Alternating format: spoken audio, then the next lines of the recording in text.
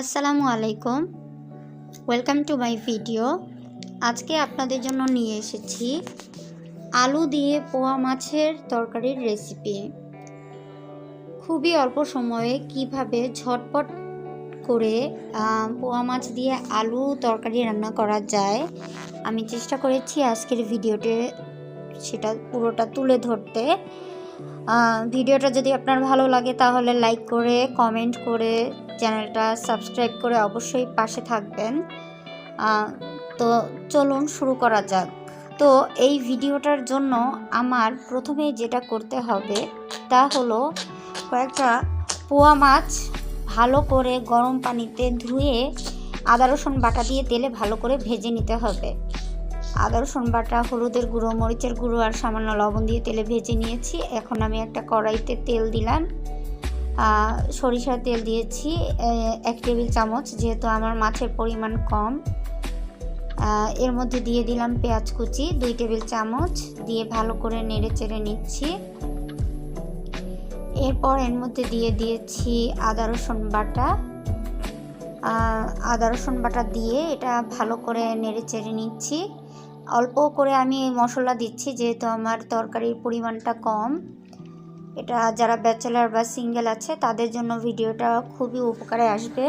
তো এরপর এর মধ্যে দিয়ে দিচ্ছি 1 চামচ হলুদের গুঁড়া, তারপর 1 চামচ মরিচের গুঁড়া দিয়ে ভালো করে নেড়েচেড়ে নিচ্ছি। মশলাটা যেন পুড়ে না যায় এজন্য ভালো করে নেড়েচেড়ে নিতে হবে। এর মধ্যে দিয়ে দিলাম পরিমাণ মতো লবণ, যেহেতু মাছের মশলায় আমি যে পানিটুকু রয়ে গিয়েছে তার মধ্যে হলুদ, মরিচ, লবণ সবই দেওয়া ছিল, এই জন্য আমি কম করে দিয়েছি। এ পর্যায়ে এর মধ্যে আমি সামান্য একটু জিরার গুঁড়ো দিয়ে দিচ্ছি। জিরার গুঁড়োটা অপশনাল, দিলে মাছটার তরকারিটার স্বাদটা ভালো লাগে। দিয়ে ভালো করে নেড়েচেড়ে নিচ্ছি। তো নেড়েচেড়ে দেখবেন যাতে মশলাটা একটু ভালো করে কষানো হয়। আমি কিন্তু চুলার আঁচটা লো মিডিয়ামে রেখেছি যাতে মশলাটা পুড়ে না যায়। তারপর এর মধ্যে আমি দিয়ে দেব সেই মাছের মাখানো মশলা পানিটা, হলুদ, মরিচ, লবণ আর আদা রসুন বাটা এখানে অল্প পরিমাণ মিক্স করা আছে, সেটা দিয়ে আমি ভালো করে নেড়েচেড়ে নিচ্ছি। তো এটা নেড়েচেড়ে নিতে নিতে আমি চুলার পাওয়ারটা আরেকটু বাড়িয়ে দিলাম, কারণ এটা যেহেতু আমি ঝটপট রান্না করছি তাহলে পাওয়ারটা একটু বাড়িয়ে নিলে আমার দ্রুত এটা কষানো হয়ে যাবে। মশলাটাকে ভালো করে ফুটানোর জন্য দিয়েছি, ওই পানিটা যাতে ভালো করে ফুটে। এরপর মশলাটা কষানো হয়ে গেলে এর মধ্যে আমি এখন দিয়ে দেব সেই কাটা আলুগুলো। তো আমি 2টা আলু কেটে রেখেছিলাম, আমি এখন এর মধ্যে সেই আলুগুলোকে দিয়ে দিচ্ছি। এই যে আলুগুলোকে আমি গোল গোল করে কেটেছি। মশলার সাথে আলুগুলো ভালো করে মশলা দিয়ে মাখিয়ে নেওয়া হয়ে গেলে আমি একটা ঢাকনা দিয়ে এটাকে ঢেকে রাখবো। পাওয়ারটা মিডিয়াম রাখছি। তো এবারে আমি একটা ঢাকনা দিয়ে এটাকে ঢেকে দিচ্ছি। অপেক্ষা করব, পাওয়ারটা কমিয়ে রাখবো যাতে আলুটা পুড়ে না যায়। আর একটা পাতিলে আমি চুলায় অল্প একটু পানি গরম করতে দিয়েছি, যাতে করে আলুটা যখন কষানো হয়ে যাবে তখন আমি এর মধ্যে ওই গরম পানিটা দিতে পারি। এতে করে তরকারিটা খুব দ্রুত সিদ্ধ হবে, আলুটা মাস্ট। তো আলুটাকে যে দেখছেন আমি 2 মিনিট পর ভালো করে নেড়েচেড়ে নিচ্ছি। নেড়েচেড়ে নেওয়ার পর আমি এই যে মাছটাকে আমি যে কিভাবে ভেজেছি সেটা একটু বলি। এই মাছটা যেহেতু কয়েকদিন ফ্রিজে ছিল, প্রায় 10 দিন ফ্রিজে ছিল, যার কারণে আমি এটাকে ভালো করে গরম পানি তার সাথে একটু লবণ মিশিয়ে মাছটাকে ভালো করে ধুয়ে নিয়েছি। 4-5 বার আমি গরম পানি আর লবণ দিয়ে মাছটাকে ভালো করে ধুয়ে নিয়েছি। আর খেয়াল রাখতে হবে একটু পরপর আলুটা যেন তরকারি কড়াইতে লেগে না যায়, এজন্য একটু নেড়ে দিতে হবে। আলুটা নেড়ে না দিলে তরকারি যখন তখন পুড়ে যেতে পারে। তো এই পর্যায়ে আমি করছি কি, সেই ফুটানো পানিটা আমি তরকারির মধ্যে ঢেলে দিচ্ছি যতটুকু আমার লাগবে। একদম গলা সমান পানি দিতে হবে এমন কথা নেই। মোটামুটি ডুবো ডুবো হয়ে গেলে আলুটা তো আমি যেটা করছি, আমি ফ্রিজের মধ্যে, যেহেতু এই শীতের মধ্যেও ধনেপাতার দাম যথেষ্ট বেশি আছে, আমি ফ্রিজের মধ্যে ধনেপাতা কুচি কুচি করে তার সাথে পানি মিশিয়ে বক্সে ফ্রিজে রেখে দিয়েছিলাম। সেটা নামিয়ে নিলাম, যেহেতু আমি তরকারিতে একটু ধনেপাতাও দেব।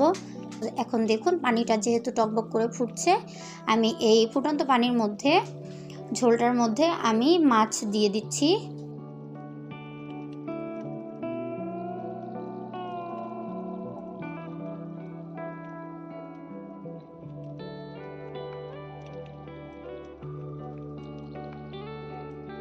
তো তরকারিটা আমার যেহেতু রান্না হয়ে গেছে, এবারে আমি তরকারিটাকে পরিবেশনের জন্য একটা হাফ প্লেটে বেড়ে নিচ্ছি। দেখুন তরকারিটা এখন কত সুন্দর দেখাচ্ছে। ভিডিওর শুরুতেই কিন্তু আমি আপনাদেরকে দেখিয়েছি যে তরকারিটা কতটা লোভনীয় দেখাচ্ছে। তো আমার রেসিপিটা কেমন হয়েছে, কেমন লেগেছে রান্না করে অবশ্যই দেখবেন। আর ভিডিওটা ভালো লাগলে অবশ্যই ভিডিওতে লাইক করবেন, চ্যানেলে সাবস্ক্রাইব করে বেল আইকনটিতে প্রেস করে সবসময় নোটিফিকেশনের জন্য পাশে থাকবেন। তো এই যে ধনেপাতাটা দেখছেন, ধনেপাতা কুচি করে রেখেছিলাম, এর মধ্যে আমি ধনেপাতা কুচির কিউবগুলো নামিয়ে দিয়ে দিচ্ছি, কারণ একটু পর চুলার তাপে বরফটা গলে গেলে ধনেপাতাটা তরকারির সাথে খুব সুন্দর করে মিক্স হবে। তো আমি ঢাকনা দিয়ে ঢেকে রেখেছিলাম। এখন 5 মিনিট পর আমি এসে ধনেপাতার কিউবটাকে একটু নেড়ে চেড়ে দিচ্ছি, যাতে করে ধনেপাতার ফ্লেভারটা পুরো তরকারিতেই আসে।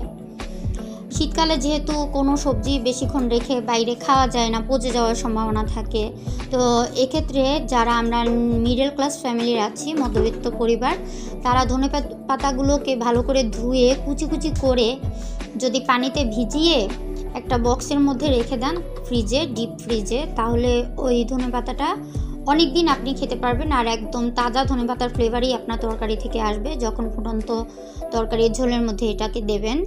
তো আমি খুন্তি দিয়ে দেখে নিচ্ছি যে আমার আলুটা কতটুকু সিদ্ধ হয়েছে। তো আমি চুলার পাওয়ারটা একটু বাড়িয়ে দিলাম। ঢাকনা ঢেকে দিতে হবে, কারণ ঢাকনা না দিলে আপনার আলুগুলো কিন্তু সিদ্ধ হবে না। তো এরপর আমরা আবার 5 মিনিট অপেক্ষা করব। 5-10 মিনিট অপেক্ষা করলে 10 মিনিট পর দেখুন এই যে ধনেপাতাটা কিন্তু চারপাশে সুন্দর করে মিশে গেছে।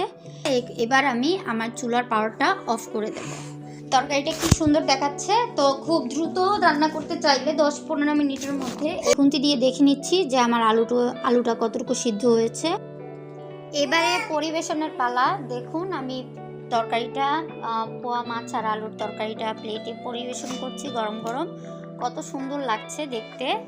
তো আমার মতো রেসিপিটা যদি আপনারা বাসায় রান্না করেন, তাহলে রান্না করলে বুঝতে পারবেন যে তরকারিটা খেতে কতটা স্বাদ হয়েছে। তো ধন্যবাদ সবাইকে।